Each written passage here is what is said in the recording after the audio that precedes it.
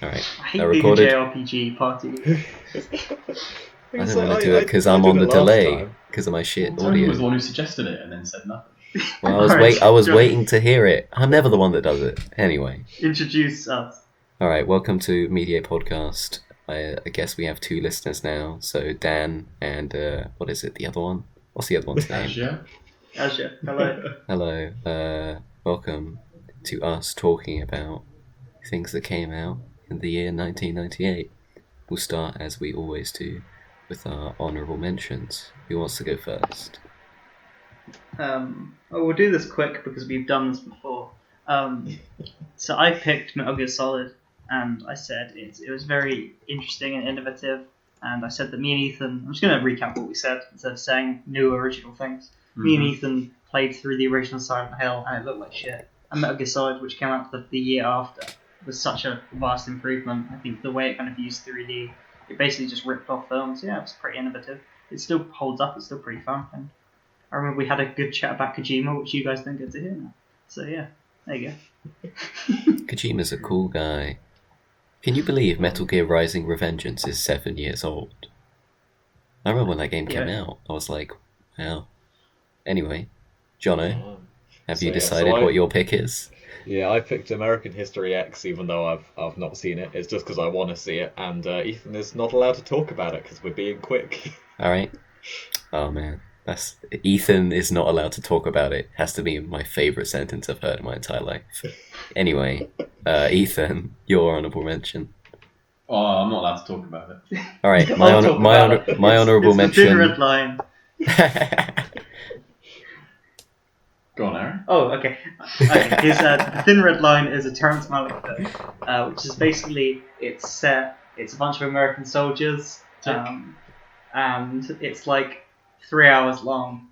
And it it has flashbacks that are incorporated into the film. And that was pretty revolutionary, and it's one of Chris Nolan's favorite films. And Ethan hasn't seen it for a long time, but yeah, he always tells me to watch it. So there you go. Great. Oh my god, I think that might be the best honourable mention you've ever done, Ethan.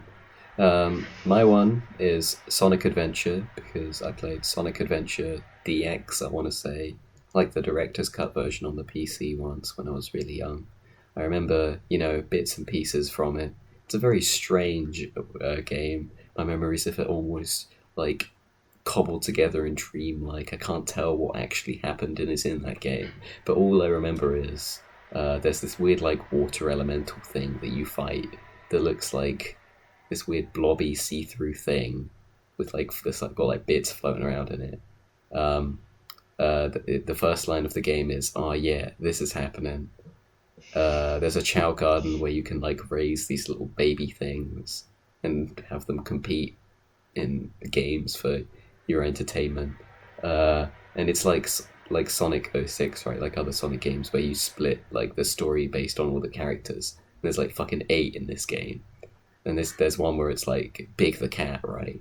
And all I remember from that game is not being able to fucking get past the first part of Big the Cat's story because it's some dumbass fishing minigame that is impossible. And the first thing when I searched up Sonic Adventure, trying to revise about this, trying to see if I could see any fun facts to talk about. The first thing, Sonic Adventure autocompletes Big the Cat fishing minigame walkthrough, and I'm like, yes, it wasn't just me that was fucking shit at that. And that's all I have to say. Is that the one with the president in that, or is that Sonic Adventure? I don't know. I don't think the president was in it. I mean, but maybe anything could have been in it. All I remember about maybe the 10-15 minutes of Sonic Adventure I've played is just the character models of the humans. So they're very non-Sonic characters. They're very polygonal. Yeah, they really are. So I'm glad we got a Dreamcast game on here. So what's the TV show that came out this year, Jono?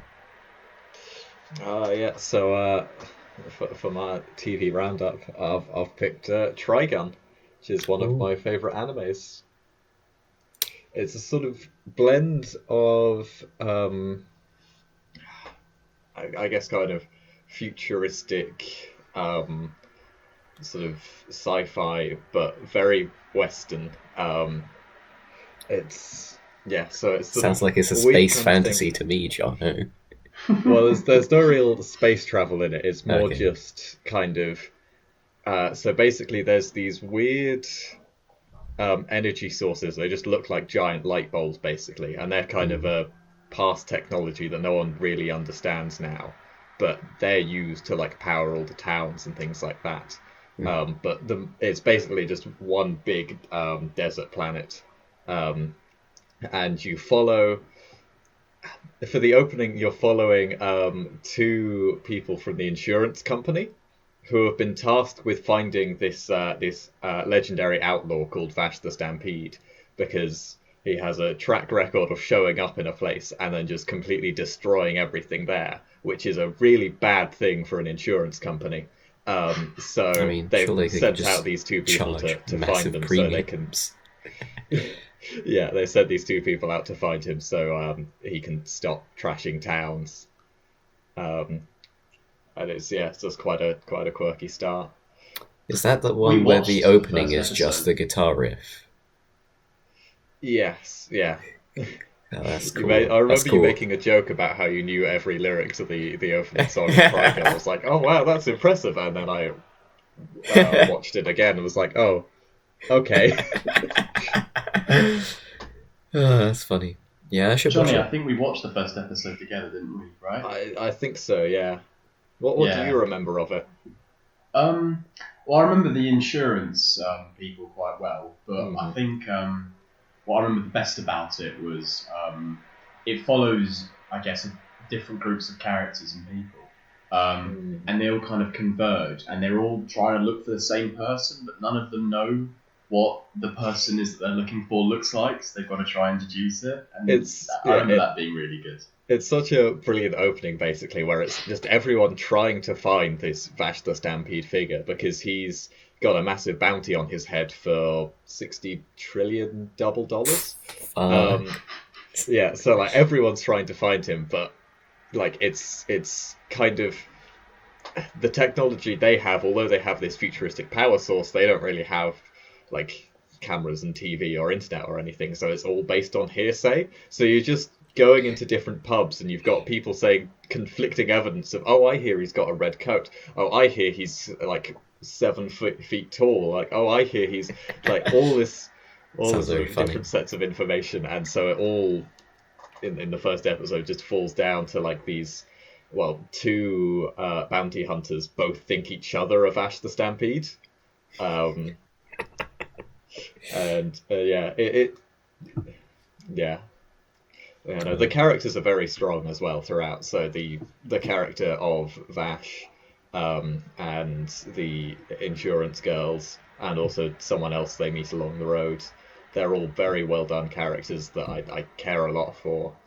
And I think what this show does really well is kind of the Batman sort of living by a code of honor type thing,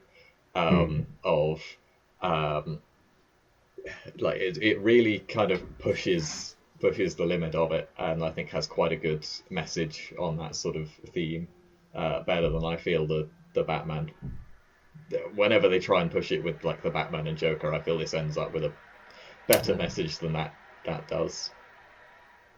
I feel like the Lego Batman had a pretty good message. Yeah, it's maybe the best Batman film since The Dark Knight. I mean, there's not that many. There's only like 3 others, but Oh man, it's better than Batman Ninja. That's all we'll say. Batman Ninja. God, I cannot decide whether that film is good or bad. It depends on if I'm watching it or if I'm just thinking about it. I forgot Batman Ninja existed. Yeah, that's what happens. You're like, you watch it and it's like salvia, it just wears off instantly. But when you're in the moment, you're like, oh my god, this is peak human experience. And you're just like, yeah. You're like, oh my god, Batman's a big fucking robot made of bats. And then you forget it. The monkeys come along. The monkeys. How did that film get made? I don't know. Anyway. Can I just say something quickly about guns and anime? Huh? Basically, Eromanga Sensei kind of ruined it for me. So that when I was watching Weathering with You, and he like pulls out a gun, I just started laughing because I kept thinking about Eromanga Sensei. So I can't take anime seriously if it has a gun. I'm sorry. Oh man, It just I looks mean- stupid. that's true. Are they regular-sized guns, John, or are they big guns? Regular sized guns. Alright, wow. So yeah, the But, main but they have weapon- three of them though. I hope. So yeah.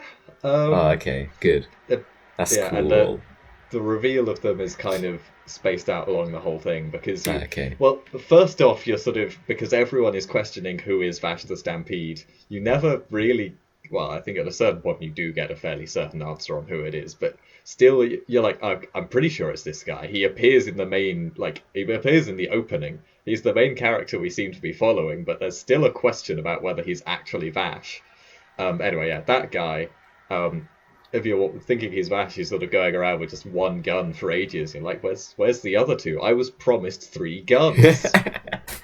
God, 3 guns. I really hope there's like a companion anime set in like medieval fucking isekai setting that's like Tri-Blade, and it's a guy with 3 swords. Fuck, that's Zoro from One Piece. Anyway, who cares? Is there a rest of the episode we have to do? Yeah, I'm just gonna quickly add that the English voice actor for Vash is Canada in Akira, and is also nice. the main person in he's Okabe in why does the name escape my head? Steins Gate? Steins Gate, yeah. This guy's got a good range. Like it took me a while to piece together that he was all of those things.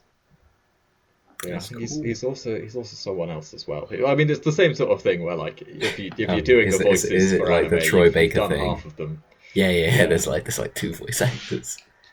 But if he's got good range, and if you didn't notice that it was the same person, then that's good. Yeah. Oh Because- yeah, he's also in Durarara, which is another of my favorite animes.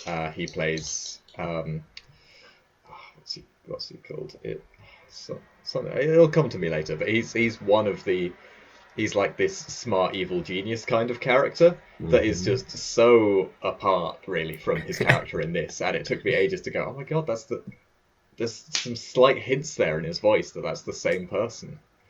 Anyway, that's enough about Trigun. I think it's a good show. To watch it. Maybe we should do some form of anime spin-off of Mediate, where we like watch shows that you pick, and they're like rated on like a 1 to 10 scale. Then we do 10 episodes. That would be a great idea, I feel. But hey, I'm just spitballing. That's just a theory. A game theory. Thanks for watching. I wish we had did a video podcast so you could have witnessed what just happened on our end. What happened? Like Skype for Business flashed up on my screen, and Ethan wanted to ask me, does that often happen? So he tried to write it on a piece of paper, but then the pen exploded into all the parts. So he didn't have to build the pen in complete silence. Let's move on. Well, I appreciate Ethan's commitment to professionalness. Is he seriously I would not have saying gotten away anything? with it as well. Yeah, and brought it up on the podcast. Yeah, funny. never would have noticed. Never would have noticed. So in construction of the pen. Johnny, what did you pick as your film? Right, for my film, I have picked The Truman Show. Why? Because it was a film I've kind of wanted to see ever since because I first came across it when my brother, I think, had to watch it for psychology. And like I think I saw the scene where like the stage light falls from the sky, and sort of it's always stuck in my head, that little moment. So I was like, right, I want to watch The Truman Show. I really like the idea behind it, and so that's what pushed me forwards. And you know, at this point, I just seem to be trying to watch every Jim Carrey film that I can. Did you see Sonic the Hedgehog? I have, yeah. It's all right to good. Oh man, that's better It's than I alright to hoped. bad. It's alright to all. Well, that's a wide range. We've got like a peak of all right, but there's the curve of probability of where the score could go from anywhere.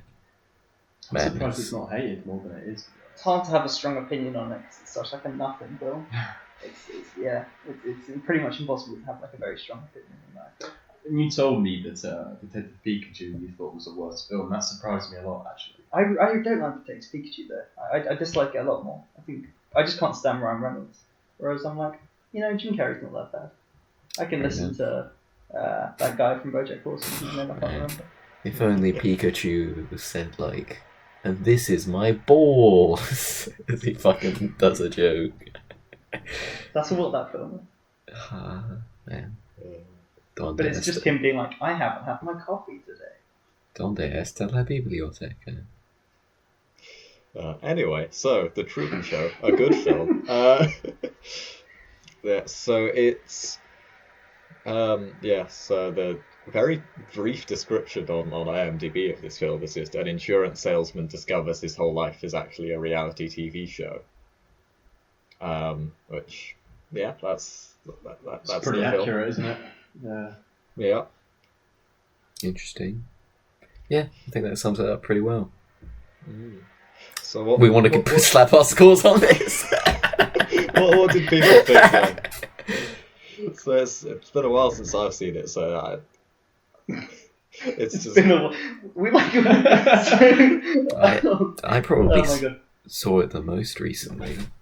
Definitely, because Well, yeah, the three of us watched it. You must have been away, Tony, months ago, thinking we'd do this podcast in like a couple of weeks. Yeah. Well, So that's very optimistic of you.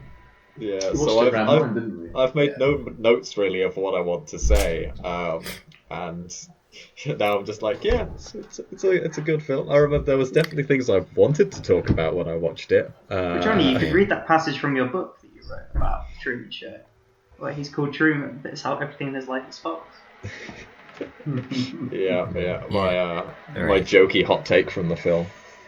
I'll throw in with the beginning of this film where he's like not aware at all, and like before it starts picking up and he starts picking up the clues and like testing the bounds of the world, where he's just living about his daily life, but you know that like everyone's just lying to him and faking to him about this like reality. I was like, man, this is really fucked up and like sick and disgusting. I was like, this is kind of uncomfortable.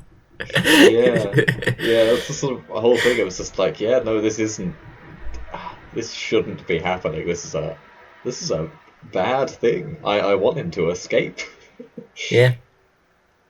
I mean, it was like kind of hard to watch, like especially since it is. I think Jim Carrey is the ultimate guy to play this sort of character. He is very well cast in this. Yeah. If it was any other random guy, if it was just some generic NPC human being, I think there would be something sad about the fact that they probably would never notice. They'd go their entire life standing in one place and be like, all right, I guess this is what I do now. I sit in, what is it, Seaford? Is it Seaford? The name of the city? Sea Haven. Sea Haven. Yeah, they just sit there and just simply do nothing, simply vibe the rest of their existence away, and it would be a really boring show. But the fact that Jim Carrey, or Truman as he donned the persona in this film, he has a good energy about him. I think something strange is this film, like 15 or 16 years in advance, predicted the fact that we like constantly watch people's lives in the form of like Twitch TV streaming. I mean, as well also like things like Love Island as well. Yeah, it's very much as. Yeah, considering this is from like over 20 years ago, it's still kind of right on the pulse of current culture. Yeah. I mean, reality TV did exist. Yeah, fair enough. They've come up with it, but it's very sharp writing. I think it's just the fact that it's so long, though, is the thing that I'm getting at. Like the intense volume of this person's life that is on screen. Yeah, it's a great concept. I think that's kind of why it's stayed in the consciousness so long, the cultural consciousness, and why kind of even if you haven't seen the Truman Show, you kind of know what it's about. It's written by the guy who wrote Gattaca, Ethan's favorite film. Let's talk about that. He's also he's written a lot of high concept sci-fi stuff that doesn't always land. So Tony's favorite, like In Time and Anon with Clive Owen. But yeah, this is definitely the best thing that the writer's ever written. It's even though I haven't seen Gattaca, because this concept is so good and it's somehow like executed just as well. But surely it's not just the concept. I mean, it's also the fact that I feel like one of the reasons why this has stayed, like you said, the conscious so long. The reason why it really sticks out to people still today is because I guess at the time it would have tapped into fears that people had. I suppose. I think another film that does this quite well is, I guess, The Matrix kind of started off that trend of, are we in a simulation? I guess the next year, right? Yeah. And I think this film would have had a similar thing of what if my entire life is a TV show and all the people around me are just paid actors and nothing is real, nothing has meaning. It's kind of it reminds me of, this is the thing years later, but there's like that scene in Get Out when he's at the party and he goes upstairs and everyone is quiet, and it's like one of the most terrifying things I've ever seen, because like I always have the fear that I'm just going to leave a room and instantly everyone in the room is just going to like laugh or something.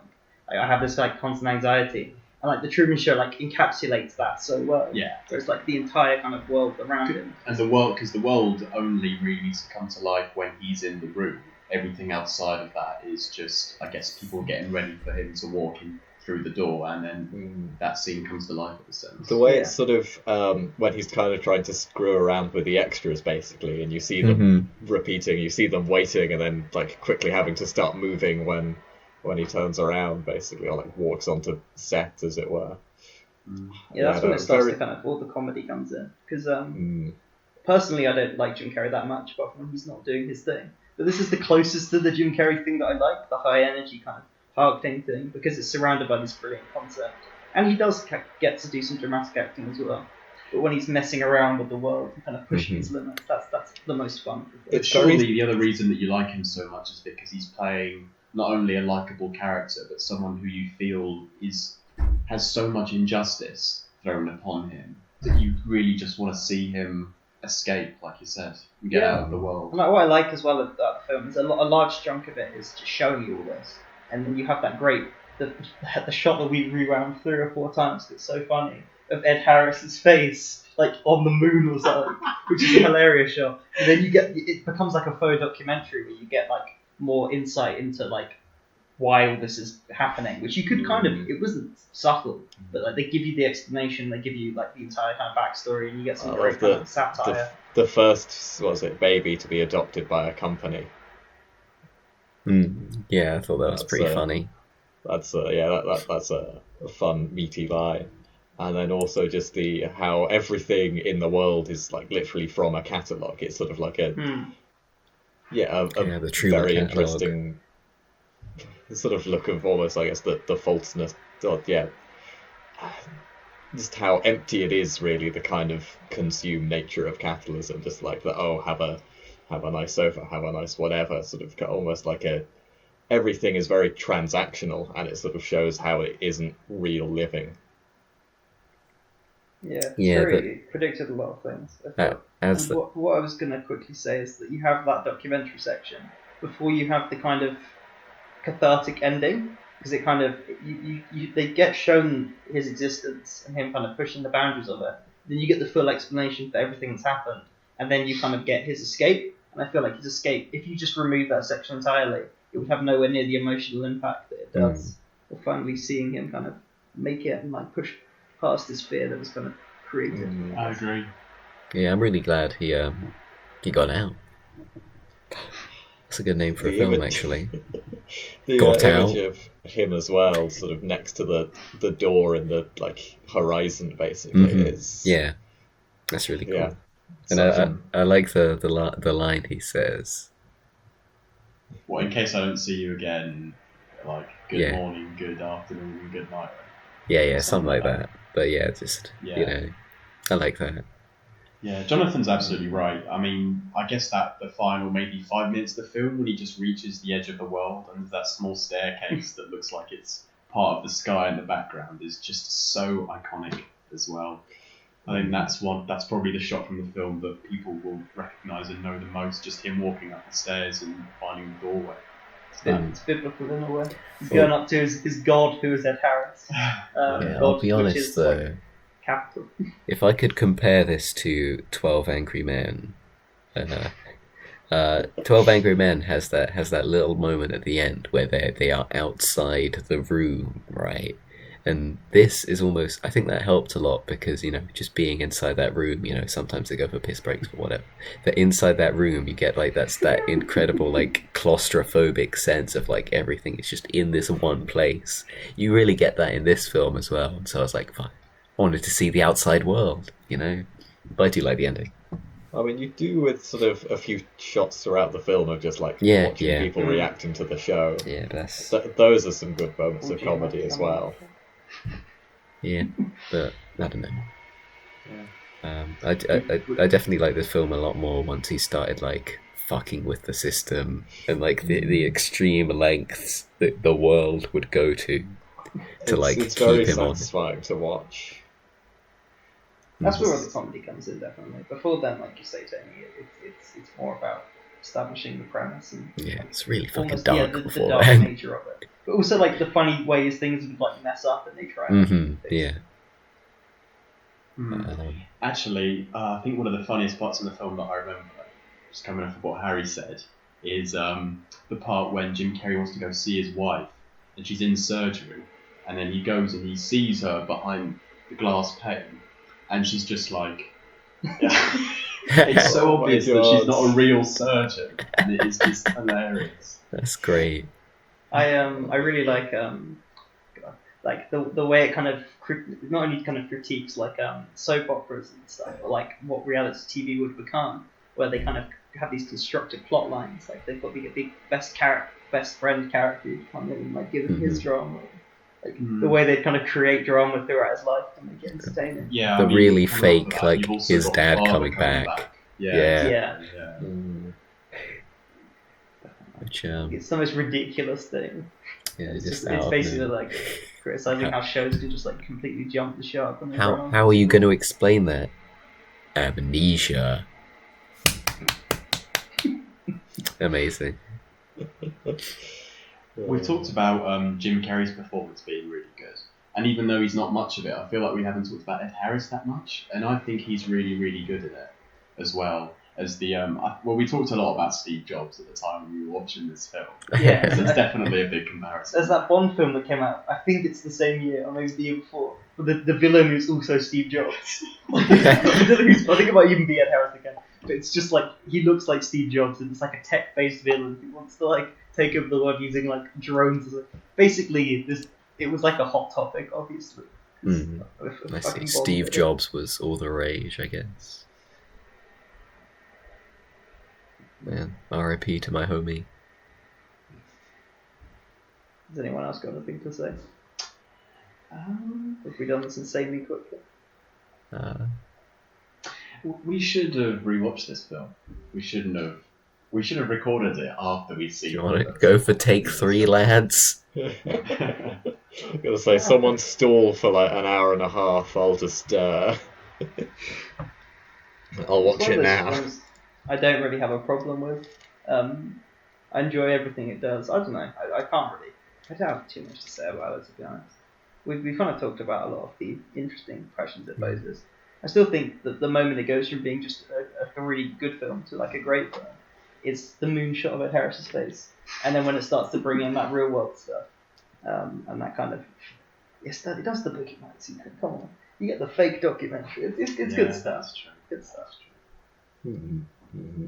Although I did think this had like a darker ending than it does, because for some reason I thought that he'd get to the end, the outside world, open the door, and then the world he goes into is like level 2 of the Truman Show, where it's like another fake show. I don't know why I thought that. That's Inception brain talking. I don't know. I thought it wouldn't have happy ending. Oh, I'm Yeah. glad it did. I'm glad he got with that girl. Fucking what's her name? Lauren, Sylvia, one of those two. Oh yeah, when they're like talking on the beach and the car drives up. Yeah. It's like He has schizophrenia, whatever. He does this to everyone. It's pretty funny. Yeah. It's just a lot of comedy just in the actors having to improvise with skills they do not have is it's honestly Yeah. a subgenre onto itself that more films need to explore. yeah, acting bad is always like enjoyable to watch. And I Yeah. just remembered that kind of montage of people who tried to tell Truman that it was a fake show. Like the guy that like was it parachuted in. Yeah. We talked about the product placement and things that happen within the show, but I feel like in the few clips that they show outside of the show, people watching it, you do really get a sense of the obsession that people can have with reality TV, with all the merchandise that they have and the way that they're constantly like tuned in 24/7. You basically see characters watching this show, and you see them at different parts during the film, but they just haven't moved position. Like there'll be that one person who's just in the bar, and you get this feeling that they just spend their whole life in the bar watching the Truman Show. They don't do anything else with their life. And I think that's quite that's scarily relevant. I suppose. I mean, the truth of it is that they probably just like shot all of those inserts in like one day. Yeah, And they just didn't like want to have another shooting day, and another location for that actor. I don't know. I think there's like a parallel I want to say with the routine that everyone has watching Truman, and the fact that Truman's life is fucking on clockwork. It's interesting. But Sort of very repetitive nature of his, because that's the thing. For the most part, this is a really dull show.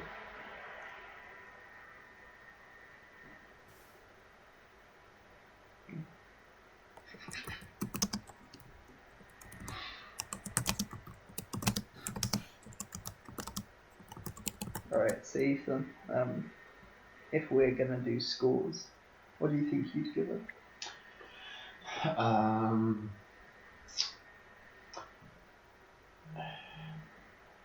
I think out of 10.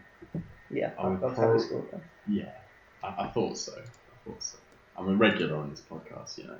Yeah, how do you feel? I think I would probably. I saw it. I saw it for the first time a really long time ago. Like I was maybe 12 or 13, and I have a really good memory of it. And I don't think it's gotten any worse with age. I think I might even like it more now than I used to. And we've already talked about how many just really well explored themes there are, just the relevance that they have today, they had back then, I suppose, and how it does have that timeless feel in the way that it's kind of stood the test of time. So I will probably give it a 9 out of 10. I know the performances are fantastic. I think it's really, really well paced, and it definitely doesn't outstay its welcome, which is a good thing. I feel like I don't want to call it a gag, but I feel like the concept doesn't ever run out of steam. It hangs in there all the way throughout, and you don't ever feel like you've lost interest or something. It doesn't go on for too long as well. It's the perfect length for the concept that it has, I suppose. Yeah. Who wants to go next? I'll go next. I enjoyed my time with this. Yeah, my favorite parts were probably when he was going off the deep end trying to like fuck with the system, and right at the end when he was finally making it free, overcoming his fears. And I think there's something I suppose the film was trying to say where the director comes in at the end and he says like, hey, the world outside there is just as fake as this one, which I'm kind of not sure what point that they're trying to make by that, because I guess people lie. You sometimes you are deceived on a daily basis, I guess. But I don't know. Trying to take it in a literal sense, I think believing in that parallel, you'd think like, wow, everyone else is just a complete psychopath, and you I probably mean, the shouldn't villain believe does say that. it, though. It's not like. But yeah, it's not yeah. like the I past mean, guy. Come on. well, I don't know, but it's also like the kind of last thing it leaves on, though. Yeah, but I guess. But it's also Truman them rejecting it. It's like knowing that, but then choosing to. Well, yeah, ignore it he anyway. accepts it, and then is like, all right, fuck it. Well, even out there, I'd take it than this. Yeah, yeah. I like that But he at does that that. point, what he Obviously, wants yeah. to do more than anything is just keep Truman, right? Because he doesn't really have anything without Truman. Truman's the star of the show, so he wants to do anything to dissuade him from leaving. So it makes sense. I suppose that's true, but I do like the idea that he was he's trying to like work out an ending for it, right? And there's a lot of things. The love interest that's the actual one, you know, the outsider, has the how will it end button, which is I think that's really interesting. Trying to think of someone's life and being like, okay, how do we wrap this up as a nice conclusion? And I think the director, what's his name, trying to spin it all is like his attempt. Like he tried to kill him, and that didn't work. So he tried to show it as like, okay, well, this is a good moment for him to leave on, I suppose.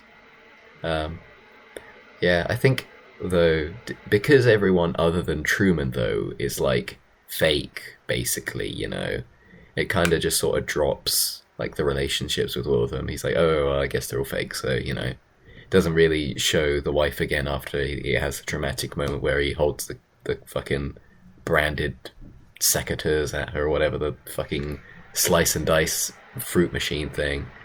Never really talked with his friend. Once his dad appears, he's like, well, his dad appears and then it's like a big moment in the show, but he just sort of gets over it, I suppose. And I probably would have liked to see him fuck more with everyone else, because it still felt like even when he had You're gonna see more. Huh? What do you I thought you were just gonna stop it. I wanted to see him fuck more. Because it was really funny, right?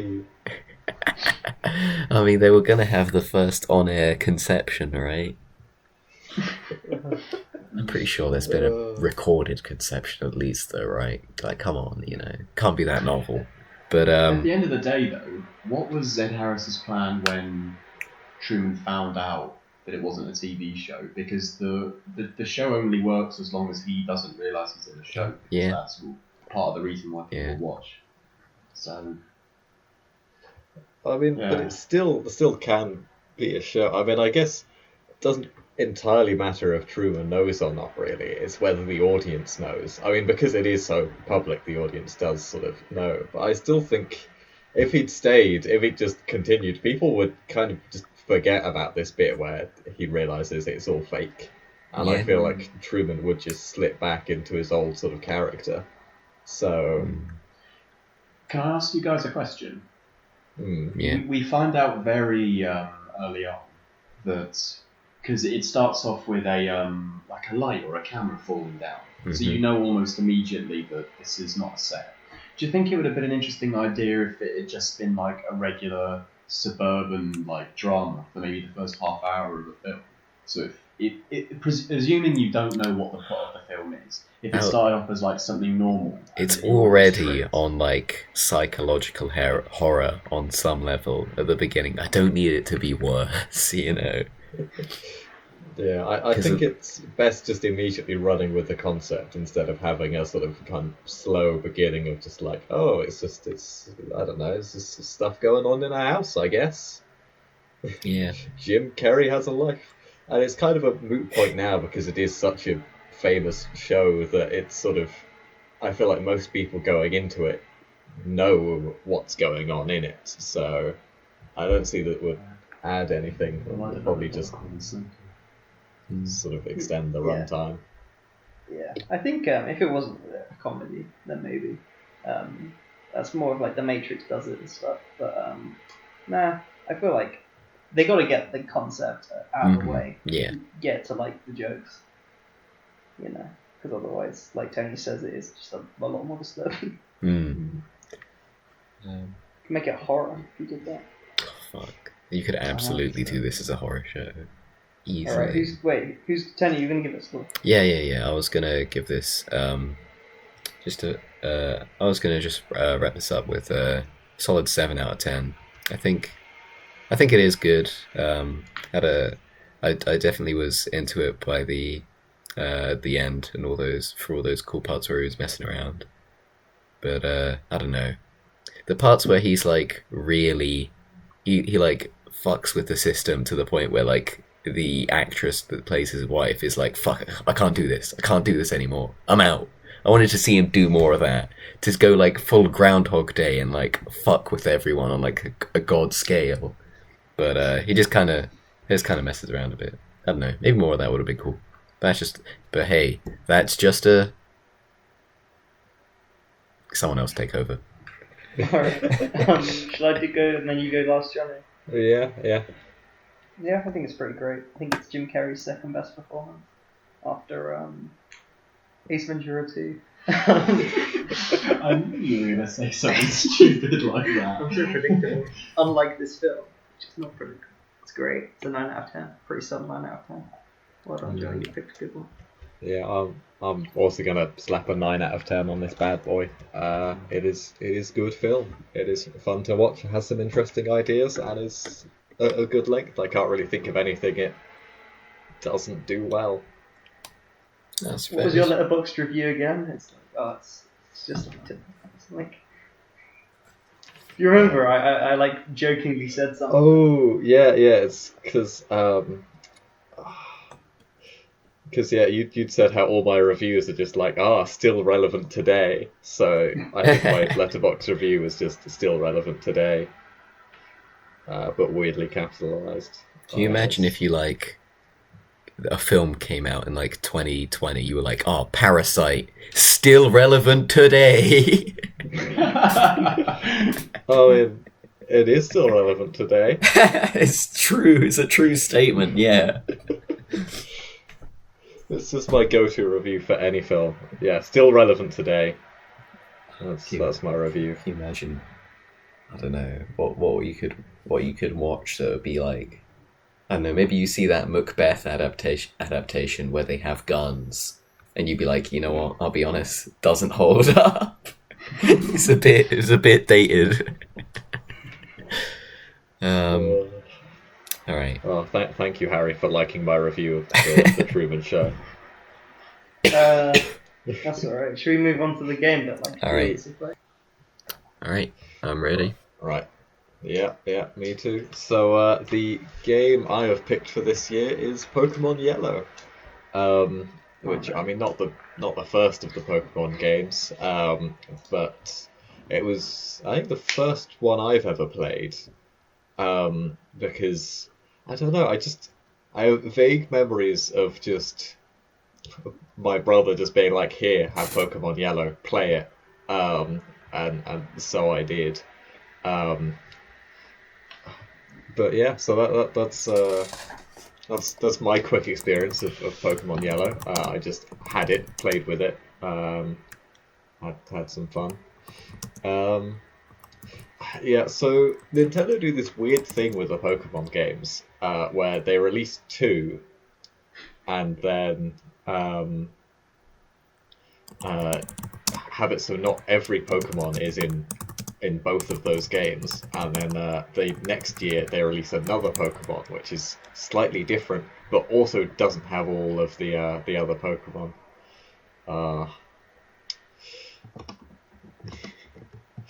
1998 is cursed, y'all. Fucking is. Now we can hear you. All right. We'll live.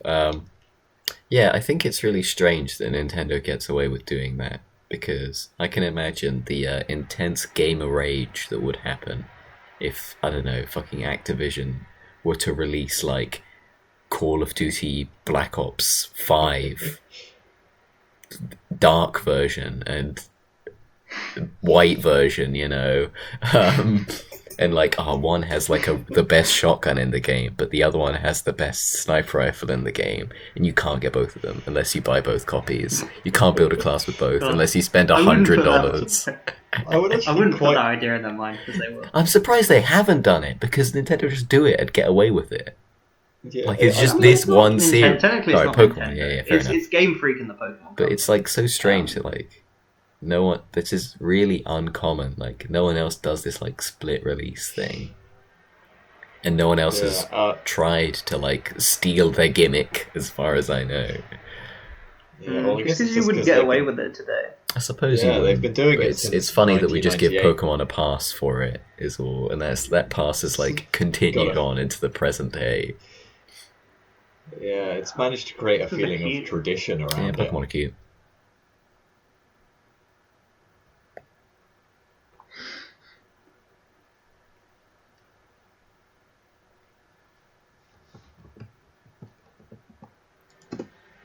Fuck's sake. So, Pokemon, huh? This one, you have Pikachu. He's cool. He's fat Pikachu in this game. He's slowly lost weight yeah. over the years. Until he gained a Yeah. lot of weight in the most recent Pokemon Sword and Shield games. He got big! It's like Mac in that one season. It's Always Sunny in Philadelphia. He just gains a lot of weight for a single season. Right. Yes, this game came out in 1998 for Game Boy Color, I think. So I think what happened is Pocket Monsters Red and Green came out in Japan in maybe 95, I want to say. Were massive hits, and then you get Red and Blue in America for the Game Boy. And then the year 1999 for the Game Boy Color, you get Pokemon Gold and Silver, which are like the best, basically.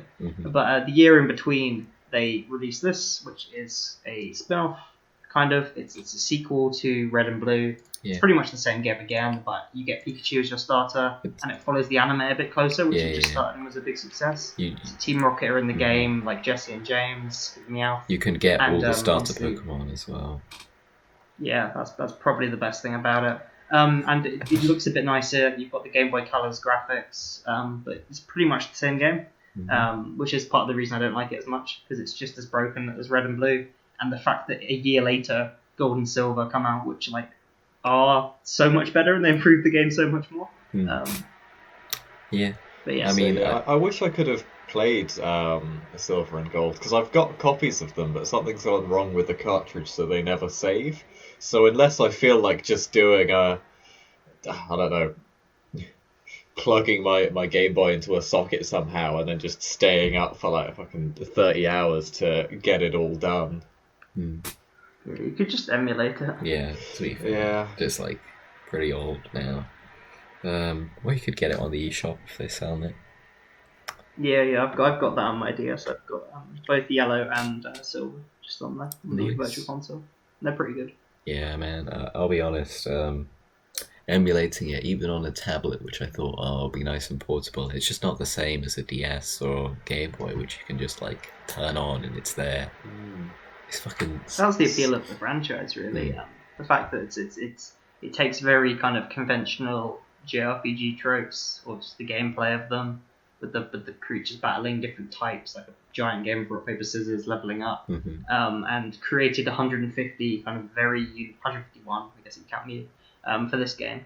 Incredibly kind of interesting and unique animals, Seal creatures. though. Not all of them are great. I think people definitely say that Gen 1's better than it is in some of the designs. Yeah. But no, most of them are pretty iconic, Gen 1. Yeah, it's definitely and- stayed the test of time, to be fair. Yeah, and like the idea that like the tagline "Gotta catch them all," you know, it's great. And the fact you couldn't catch them all unless you traded. Some wouldn't evolve unless you traded, and some version exclusive. I mean, it's a very good idea. And the fact that they keep doing it is very scummy. But yeah, it's a great concept at its core, and just that satisfaction of knocking a Pokemon out, seeing that bar kind of go up, leveling up, them evolving, becoming stronger. That's satisfying. But the structure of the 8 gyms, and because this is the Kanto region, this is the first ever one. The way the map's laid out, in my head, it's like I could draw Kanto just for you right now. I know exactly how it all links together, where you go to do what. It's got a great layout. It's got that brilliant structure where there's the city right in the like middle of the map, of which has 4 entrances to it, all of which you can't actually enter for a while until you buy the fresh water. So you get that great kind of structure where you have to kind of go around a lot of the map, and then there's great shortcuts, like there's the Diglett Cave, Yeah. there's the Dark Cave, and when you finally get Fly, it just all opens up. It's really great. The power when you learn Fly in a Pokemon game is like, oof. That's big dick energy right there. It's a lot. It's like, I can go places now. Definitely saves time, but you get it like 4th gym or 5th gym. I don't know. It depends on the Pokemon game. Yeah. This one, I think you get like 2 or 3 HMs just from the Safari Zone area. It's like the guy loses his glasses, and then you give him back his glasses, and then he gives you strength, and then you get another one. It's a whole thing. But it's a really good game. Series in general. This specific one is like, I don't think it's dated the best. Gen 1 is quite broken. The fact that Charizard using Slash is always a critical hit, which makes it the most powerful move like in the game, is very broken. It is funny, but I do want to point out that the fact that Pokemon games could exist on like the first fucking Game Boy is such like an incredible like technical feat that it is mind-blowing. And if we were reviewing Red and Blue, I would definitely factor that into my assessment and not be as harsh. The fact that this just came out a year later and it's like the same game but on a more powerful console, and the next year we get like the sequel, which not only has this entire map but another entire map as well, just makes me think that Yellow is like a bit of a cash grab. Well, I mean, I suppose if you look at it as just like a standalone, almost just better version of the originals, and I guess you should just play Heart Gold and Soul Silver. Fuck, I don't know.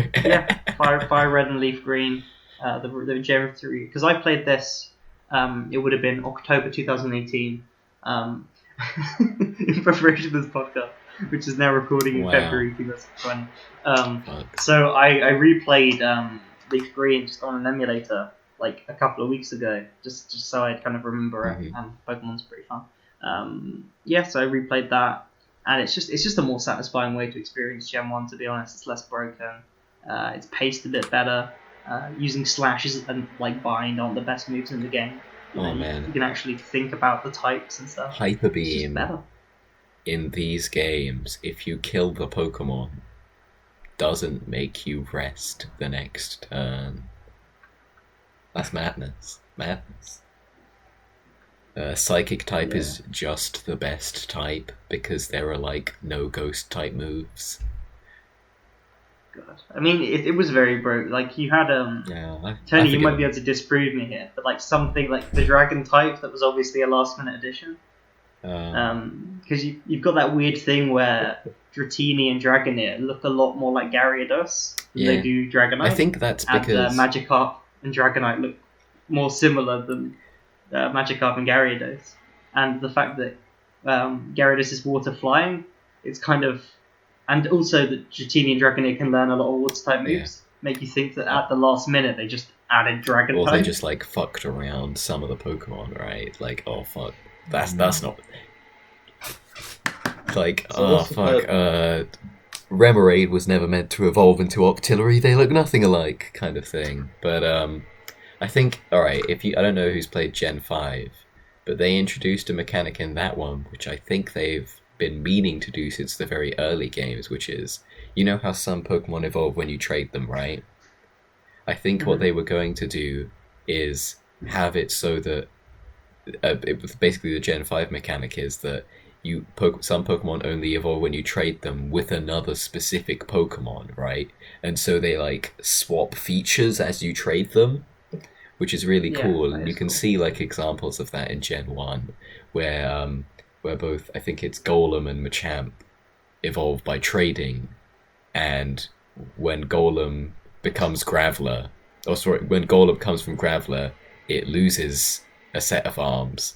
And when Machop becomes Machamp, it gains a set of arms. So but hey, that's just a theory. that is fun. But that is, there are some things like that, you know. Maybe that's what happened with Magikarp and Dragonite and Gyarados. I love this is just Gen 1 generally, but it's obviously a brand new franchise. That this game came out after the anime, but at that point it was only a game theory. So they just made a bunch of shit up that they've tried to like pretend people didn't say in this game, but they definitely did. Oh yeah. Like when you do the third gym, he's like, I fought alongside Pokemon in the Pokemon War. Yeah, he was in Vietnam. You're immediately like, he was in Nam, and he's what the from fuck is America. It's so weird. And then you get the island, the fire type island, where there's like a burnt up mansion that they did like Pokemon experiments on, of which they created like Mew and Mewtwo. And then you go to Cerulean Cave and Mewtwo is just there. It's insane. God, what a game. It's gonna be one of like the darker Pokemon games. And just like there's an actual war referred to, and there's one of them where it's like, yeah, no, we're a terrorist group. We blew up a lake. Yeah. I mean, they've always been. Team Rocket are like properly nasty, which is great. Apart from the fact that you don't actually know the first gym you encounter is the 8th gym. You don't know who it is, and then at the end of the game, it's revealed that the leader of Team Rocket, Giovanni, after defeating him, he just is in his gym now, and then you beat him again. And he's just like, oh, okay, I'll give you a gym badge. that's the last time you see that character. It's very strange, but there's a great way that explains it in like a semi-retcon. Have any of you seen, I want to say it's the Pokemon Origins like 5-episode anime. I think Harry saw a bit of this actually, now that I think about it. Is that the one where Pikachu talks? No. It's the one where they're like really brutal. Not like really brutal, but there's like a bit where there's like like Bulbasaur is just like fucking up Charmander, like just beating the shit out of it. But basically, the way they explain it in the anime is just that fucking Giovanni sneaks into the gym to have a fight with Red, and that's just what happens. So it's because before it's just like, I guess we just let this criminal run a gym for a while, I suppose. I do really like that in the sequel, it's use the canonical name of Blue takes over the gym, and also in Gold and Silver, which are the best Pokemon games, by the way. That get them and their remakes, because there was never meant to be a Gen 3. That's why Gen 3 is so shit. Basically, so you fight Red on top of the mountain. Who's the player? Oh, that's so sick. It's still the coolest thing ever. Sick. And Blue has taken over the 8th gym. And also, this game actually has a very good twist, which I do consider a twist. The fact that because it's the first game to ever introduce the Elite Four, they never actually talk about there being anything beyond the Elite Four. Yeah. So you do the Elite Four, having kind of you fought your rival throughout the entire game, and then you do the Elite Four, and you're like, oh, okay, yeah, I pretty much won now. And then he's like, oh, there is another. And then you have to. It turns out your rival did it before you, and then you have to fight your rival one last time. And making like the champion your rival was like really cool. I remember when I was first a kid, I just kept getting like fucked up by his team. Yeah, it's and it being really hard. I definitely had that moment for the first time playing Diamond and Pearl, where I was like, I beat the Elite Four. I only expected 4 fights, and then you see Cynthia and her theme that is like etched into my brain as like a fucking PTSD flashback. Yes. That's the hardest. Like that's like the only hard bit in any Pokemon game. Cynthia. Everything in every other game is easy. Yeah. But that one fight is just impossible. I do want to talk a bit about the fact that there's so many of these Pokemon games, and like there's been like such like a cult fandom growing up around each of them, right? I wouldn't even say cult. It's like the highest grossing. Well, yeah. But like, if you really stan like Pokemon Ranger like me, you know, then you're a fucking weirdo. But you know what I mean. And the fact that like I would say broadly speaking, they get better over time, just as they sort of refine the formula with little quality of life features. Like the fact that in Gen 5, but then you get to the TMs are multi-use, and I'm like, this is a Pog moment. But but I'd say you lose some of the like harshness of it as well. I think like, after once they made the jump to 3D, they became noticeably easier. Because Gen 4, I'd say maybe Heart Gold or Silver is the apex, because it's the only one where every single Pokemon follows you around. Yeah, like cool. Of that type of game, it's probably the best. But let's go to the let's new go one, and Pikachu it's there. the easiest game ever made. And like that's fine. I mean, it's but like I don't know. There's something about like it, like this game, like you still have to kind of know what you're doing a little bit, and it's like genuinely like challenging, even though it's for children. It's still like a little bit harder. Like sometimes it's a bit confusing as to where to go. But the new ones, it like draws a line for you, and it's so linear. It's like impossible to not go the right way. I feel like I don't know. I feel like I miss some of the like the video game-ness of it, rather than just being like more obviously like a vessel to create new merchandise, which is what I'd say it is now. Yeah. I mean, it's the largest grossing franchise of all time, right? I haven't played Sword and Shield, so I can't really comment on the newest iteration. But I mean, I suppose it's not the game. It's not Game Freak's fault that that England is basically a straight line, right? Fuck Wales, I guess. They've got a lot of sheep. Oh yeah, Wooloo, the sheep Pokemon. I actually do like though that the two newest gens, they're like France and England. They're based off of. Oh no, that's not true. The two of the three newest gens are France and England, and so based off France and England. Right? Yeah. Gen 7 was Hawaii, I think, or Gen. Fuck, I don't know the numbers, but the fact that like because England and France both prominently feature in each other's history, there are like references to those regions in each other's games, which is pretty neat. Yeah, it's pretty cool. I like how Gen 1 and 2 obviously are very linked because they're like next to each other. Yes. And then I feel like Gen 4 made a lot of references to Gen 3. It didn't make any other region almost. It just like really went hard on just bringing up Gen 3 all the time. Gen 3 is bad though. I don't like Gen 3. It's too much surfing. IGN's review is correct. Well, they were talking about the remakes, right? That's But too much water. It's true. It's a weakness of that gen.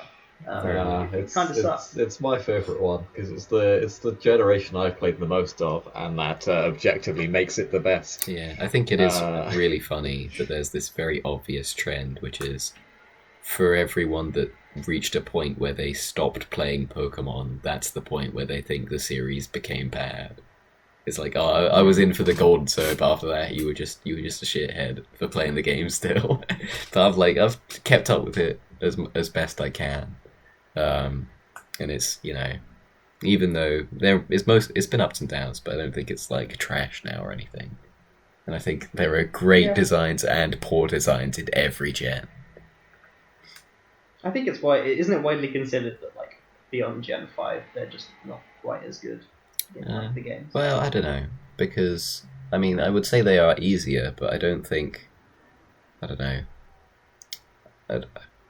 don't think they get like, other than that, I don't think they're like significantly worse. They're more like linear and easier, but they also get in like other features that just make the experience just smoother and better. So it's hard to say. I guess that's pretty cool. Yeah, because and then you got Pokemon Let's Go, which is essentially the remake of Yellow. It is. It's not even a video game because everyone just in your team gets XP for like existing. Yeah, it is made for very baby mode people. Not to sound too elitist about it, but it is like a children's game, definitely. Pokemon Yellow, the remakes, fucking not Pokemon Yellow, Pokemon Let's Go, Pikachu, and all that. I'm glad we've got what's it called? That new game that is clearly very heavily inspired by the Pokemon games. Oh, Temtem. And it's Temtem. God, we should review Temtem. I'll play it. It's been the I'm vaguely interested to take a look at it. It's the Pokemon MMO everyone's been asking for some reason. It just exists now, except the designs are different. Yeah. And the world area is pretty good. Yeah. Should we maybe get Ethan's thoughts? No, he's walking out. All right. Well, yeah. He's refusing to give. That's okay, I suppose. Can I explain his? He's just written on a note. I'm going for a shower. It's a 3 out of 10. Wow. Well, I mean, he can't. He's not allowed to score it because he didn't finish it like I did. Well, his experience of it was trying to play it and then not enjoying it because he didn't like the music. And I was like, Ethan, it's designed to be a handheld game. You don't have to give it like 100% of your attention and play it with headphones in and like do other things whilst you're playing it. And he refused, and then got almost to the first gym and then stopped. And then his save file, he's done 2 gyms, the first 2 gyms, gotten through Mount Moon, and is on his way to the 3rd gym. I've done everything since he reached Brock, basically. So I've done more of his save file than he has. That's fucking funny. Quite comfortably. Yeah. Yeah. You've got like a good team. I'll You've got like all 3 starters. You've got Pikachu. You've got a decent team. It's they're all well balanced. They're all like you're over leveled on all of them. You could very easily pick that game up and finish it. You just won't. Yeah, he doesn't. I mean, because you're doing a good enough job for me. Why won't you? Because I don't really enjoy the game, I'm afraid. Yeah, but why don't you explain? Give us that perspective. Yeah, alright.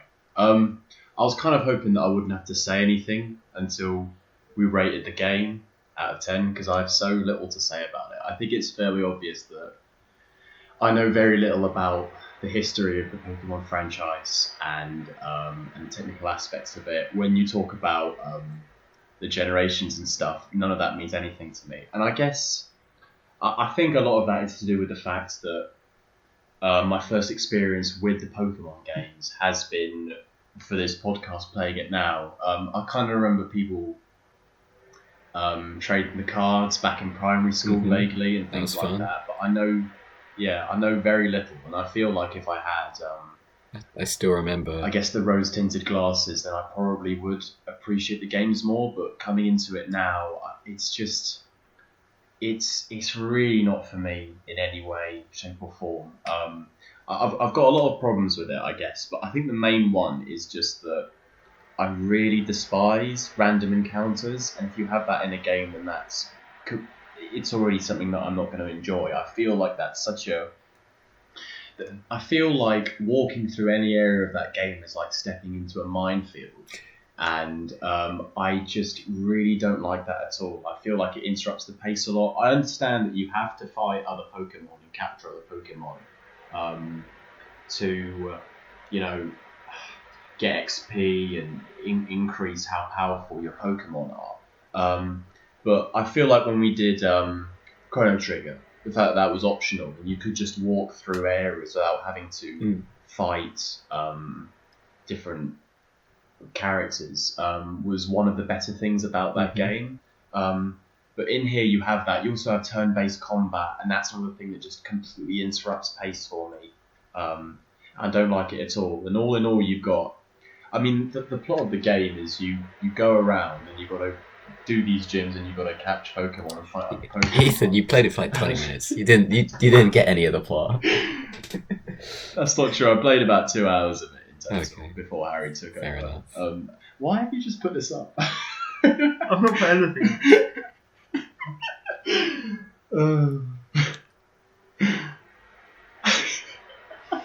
Okay, carry on, guys. Oh, Ethan's out of commission. I'll say... We're just watching the scene in The Social Network where he talks about how his shares were diluted. The thing with this one is, as much as I appreciate the fact that, Pokemon is this storied history of improvements to this formula, well, I say improvements, positives and negatives on the formula. The fact that Nintendo have this weird thing, Game Freak, I suppose, have this weird thing where we can't do Pokemon following you again. That was a Gen 5 thing, we can't redo that idea. It's like, but just take all the best ideas. I mean, I suppose I wouldn't really want it to be like Call of Duty where there's just a really one a year slight minimal changes. I like that it's more infrequent than that. Which I am. But it's almost hard to justify going back to Pokemon Yellow that far. Yeah. When I could just it doesn't hold up. When I could just play a better version of a very similar game, in the form of any of the newer ones. Or just the same game remade. Well, yeah, literally remade if I wanted to play Fire Red and Leaf Green, or get a Switch and do Pokemon Let's Go, or just... And playing through Red and Blue even, there's some novelty in it being the first, but this is just this awkward middle child between Gen 1 and 2 where it's it's not enough of an improvement to like me to rate it higher than the original games because it loses that spark of innovation. The only thing I'd say that goes in this game's favour is that you can have all 3 starters, but also that's centrism. You shouldn't be allowed all 3 starters. That's true. I mean, they're all great. They're all amazing. Yeah. That's why it's great that you have to pick one, and it makes your team very boring because you have like you've got 4 Pokemon that are given to you that are all great that you don't want to drop, and then you get given like fucking Snorlax and Lapras as well. Yeah. So you've got basically a full team. You're almost spoiled for choice when you get given 3 starters, which is Gen 6, but Pokemon X and Y, they do a similar thing where you choose a Gen 6 starter, and then you are also given a Gen 1 starter that you can choose from. And then at some point in the game, they give you Lucario because Lucario is a fucking promotional material item. So you get given 3 great Pokemon. You're like, fuck, my team's full. You know, at that point. And my favourite part about Pokemon is always this sort of building out a team of cool looking Pokemon that are powerful and all that, which is fun. Yeah, I think it's the balance of getting the ones that look cool, the ones that don't really look cool but are powerful, and just the ones that look cute. Like getting that balance right is like that's what makes a good Pokemon team. Mm-hmm. Yeah. Wait, I am just like, oh, this is the best Pokemon. It would balance out my party. But I like this one. He looks cool. Yeah, I'll be honest. I don't like using Pokemon I don't think look cool. Like even if you tell me like, oh man, Wishcash is so overpowered, I'll be like, nah, he looks like a fucking blob though. I can't use it. Can I just say one more thing? Yeah. It's a podcast. You meant to say things? What you hated the most is that they identified me as a co-founder of Facebook, which I am. You better lawyer up, asshole, because I'm not coming back for 30%. I'm coming back for everything. Oh, God. Interesting. Interesting. Okay. Yeah, that's my thoughts. Yeah. I mean, the one thing I am glad that I went back to Pokemon Yellow to do, and ties into the fact that it's really old, is I went back and I did the Mew glitch, and I fucking walked up Golden Bridge. Strength. I didn't use strength. No, there's an actual because the strength thing is like a meme. There's an actual way to dead ass get Mew, and when I fucking hacked the game or whatever you have to do, and I got a Mew on my team, I'm like, this is really sick. This is a lot, honestly following this like archaic formula where you have to like pause at the right moment as you teleport away and do something is a lot more fun than just having the game at the right time. Oh my god, that's also what Gen 7 did. It gave you a Gen 6 starter, it gave you a Gen 1 starter, and then if you got the game at like launch, it gave you Torchic as well as like a wonder gift. So you get 3 starters in that game from different gens. It's madness. But I mean, it's speed boost Blaziken though, which is like Pog. But you know. Anyway, I feel like I could talk about Pokemon for ages. I wish I could put it in a more condensed form and say all the things I really want to say. But this is just a brief dip into the Pokemon Sea. 7.8 out of 10. Also, this game has Lavender Town. This game just has the fucking Pokemon 2 in terms of things that like they wouldn't put in there today with that music that caused like people just to kill themselves. Also, configuration, so little W get magic is all that's necessary to download the entire Kirkland Facebook. It's stuff. Fuck off. Fucking Mark Zuckerberg. Oh man. Now you see me, ass motherfucker. Well, okay. How it works, right? As I am official mediate schedule manager now, is I will say that Harry and Jono, you finish this game, so we will take your scores and we will mark them in the spreadsheet. But me and Ethan, who did not get around to finish it or just decided not to, we will go scoreless for the first time in mediate history. Just because I think it's more fair that way, I'll be honest. I went scoreless for Silent Hill 2, but I've played it now. Okay. Well, that's a retcon 2 thing though. That's coming. Yeah. That's going to be coming.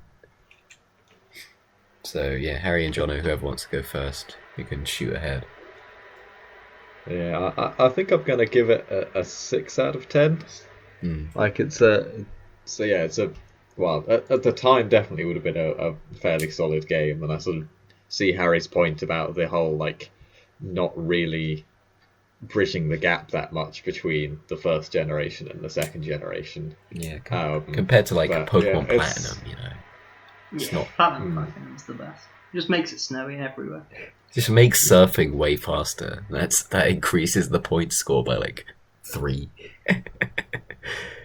Yeah, no, it's a solid game that helped. I mean, I guess probably it already was a franchise really, but helped create a very iconic series of games. Yes. What do you think, Harry? As for any charges stemming from the breach of security, I believe I deserve some recognition. I'd give it a 6 out of 10 as well. Oh, this is kind of sad that because we've picked one so far back, it doesn't really reflect how much we all, I say all, me, Harry, and Jono like Pokemon overall. At least I think it does. Yeah, I would give red and blue 7. This a 6, and then probably gold and silver like a 9 maybe. Crystal would be an 8 because you can't catch Ampharos in that. And then Gen 3 would maybe also be a 6. Gen 4 maybe an 8. Platinum would definitely be a 9 though. And 10 material is Heart Gold or Silver. Heart Gold or Silver are fucking peak, and as well as the black and white sequels are really good. The most accurate pedometer ever created, just with the game. That's really fucking funny. I forgot about the Pokehawk. Oh man. You know what we should do one day, if you guys want to have like 8 hours spare, is we go through all like 900-ish Pokemon and we all rate the designs. And then we see which gens which gen has the best designs. We'll do that as a special. We'll do that once, because I think that would be really fun. Even though it would take fucking forever. It would be longer than Retcon, easily. We'd lose it halfway through. Yeah, we'd get to like fucking Mudkip and be like, I hate all Pokemon now. We've done this like for 2 hours. Ethan, what are you going to give that? He's not giving it. Oh, fuck. I can still say a couple more things. No, you can't. Yeah, I can. They wasn't talking about China anymore. You got a 1600? Yes. No, we've stopped playing social media. But it's such a good film. It's such a good film. Yes, and I wish I was watching it rather than talking about Pokemon. Should we just watch it for like the millionth time tonight? The only thing we watch is that and Goodfellas. The last few things that I wanted to say about it was that I realise that it's a Game Boy game. But I think the colour scheme is really unengaging for me. The fact that it's They could only have one colour at a time. Give them a break. I know. Give them a break. I know, but still. In fairness, the original was in black and white, right?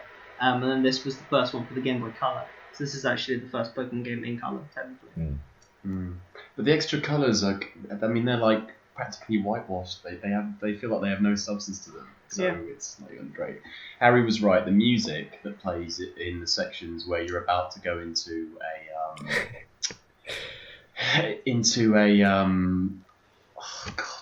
a combat is it does make me want to kill myself. It does. My favourite video related to Pokemon is a video that just takes the intro of all the battle themes and it just sounds like a heart attack. Oh, fucking hell. Tony, the Gen 5 when you're low on health.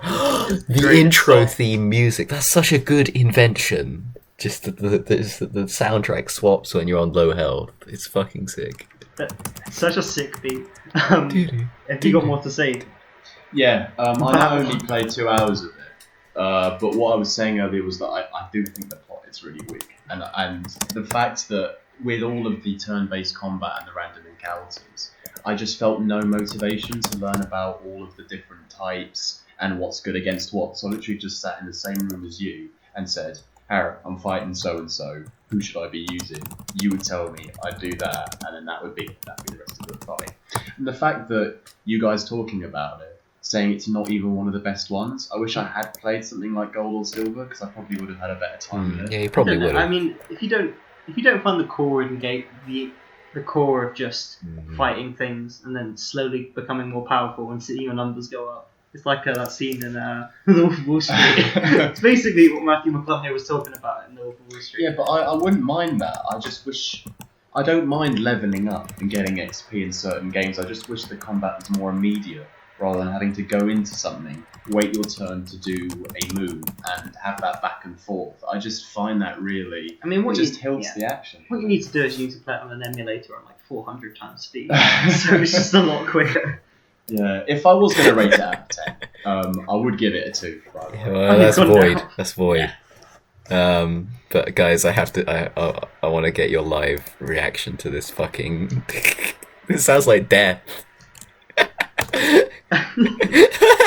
Okay. Wait, when are we hitting? It is 9:30, so I'm going to go take a shower. Alright, you please go.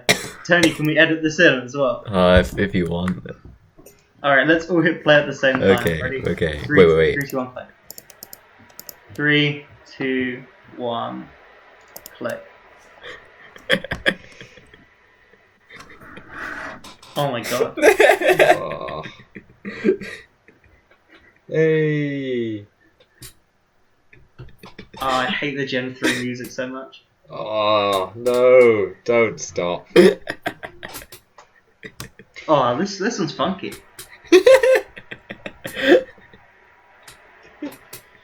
It's like a weird kind of Flight of the Bumblebee.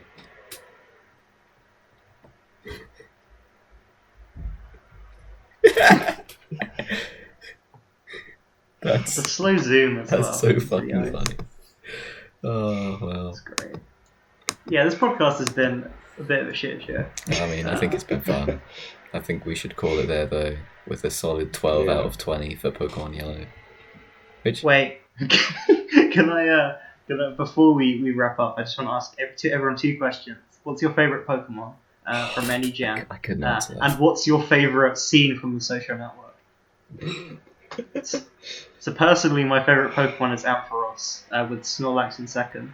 And my favourite scene from the Social Network is probably the scene where they first meet Sean Parker. And in second is probably the opening scene. There you go. I would have to... For me, it's a very, very close call between maybe Lucario, because he looks cool, obviously.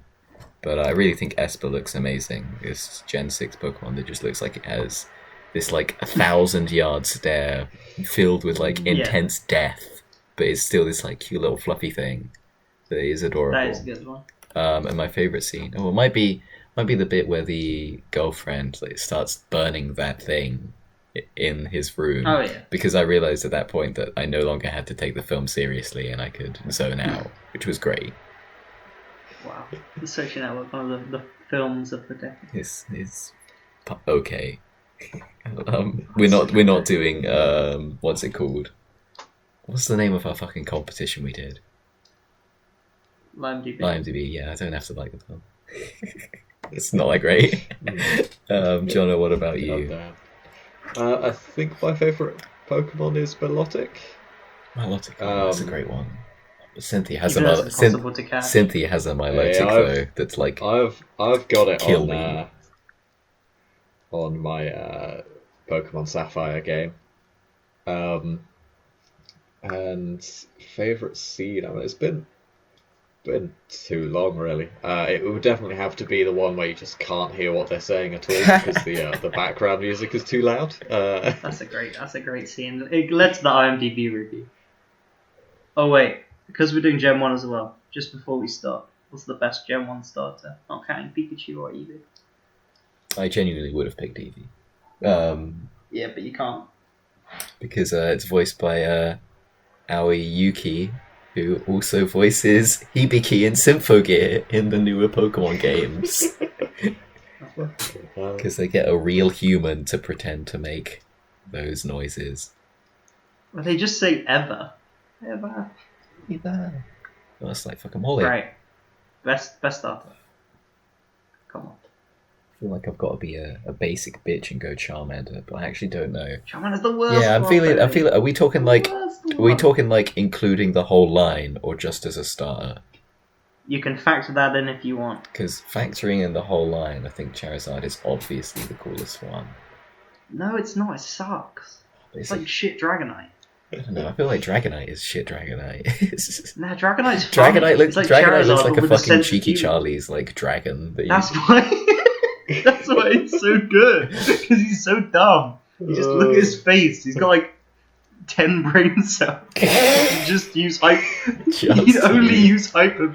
Like Dratini and Dragonite look like intelligent. Yeah. Dragonite evolves. Like it changes color, grows wings. It grows and wings and legs and arms.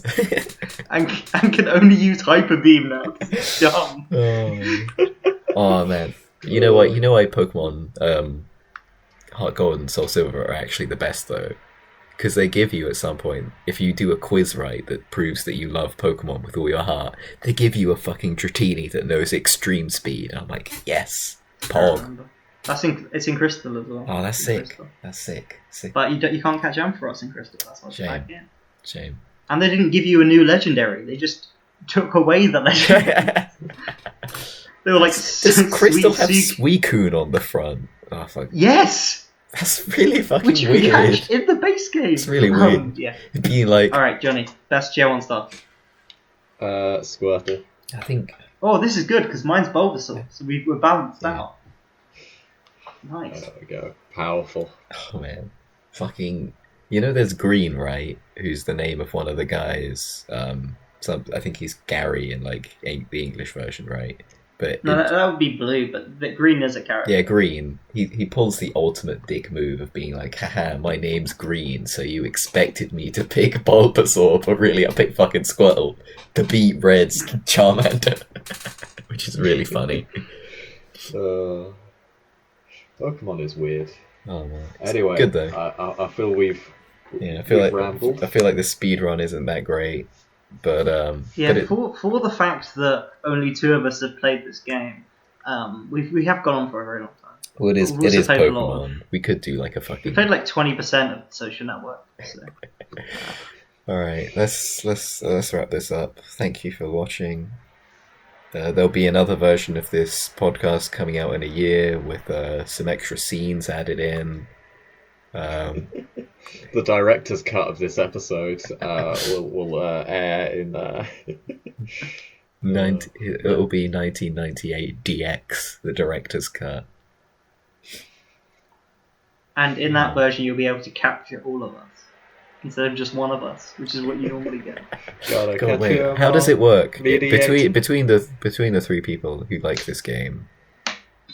Is Harry I just broke the pen. is Harry super effective against Jono, and Jono is super effective against me, and I'm super effective against Harry? Is that how it works? No, you're super effective against Ethan because you whip him up. Oh, that's true. I'm a fighting type, and Ethan's a normal type. Alright, we need to stop. Alright. 1997 is me. I just like to say that I'll put this on the record now that of the 20th of February 2020, which is when we're recording this, 3 of us have finished Castlevania. I should finish it. I should Yeah. start it. and have all seen Starship Troopers. So I saw Tony, Starship if we Troopers end when up I was, like, not 7. releasing this podcast for 5 months, it is on you. Okay. I'll get on I'm that. just putting that on the record. I'll get on it then. Now that we're back on track with these. Alright. See you all. Bye. If you were the inventor of Facebook, you would have invented Facebook.